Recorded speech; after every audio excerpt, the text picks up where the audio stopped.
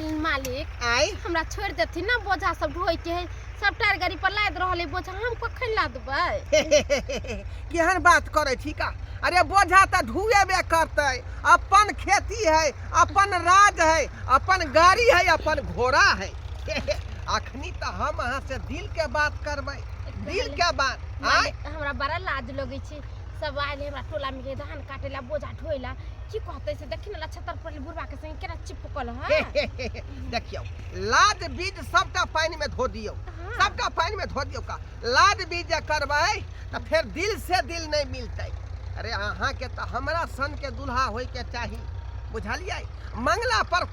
कनको matching नहीं करे है कनको मैचिंग नहीं करे है कथी कहियन मालिक हमरा ना ई मर्दावा कहै छै धान काट के ला तब खेबे कथी खेबे बैठ के बुझौता कहै के चलते धान काट लाबै छै त हमरो मन के आराम से सुतल पड़ल रहती घर में ये अहाँ के तो घर में बैस के महारानी नहीं रहे के चाहिए कमा कमा के जे अहाँ के जीते आ यहाँ राज भगती ना हमरा पास में पाई कौड़ी है का सच बुझलौ में? हमर कन्या बन कर रहू अहाँ के पूरा हम जे सुख देब बुझलियै जे सुख अहाँ के घर वाला दे तू सुख हम देब अहाँ मालिक केहन बात करे छथिन हम हिनका से जे बियाह कर लेबै हिनका साथे रहबै तो सब जगह से कथी कहते जे हे फनामा के ओकरा संग रहे छै हमर माय सिखेने छलैया कि कतबो दुख सुख काटिया दोसर बियाह नहीं करिए वही साई पर रही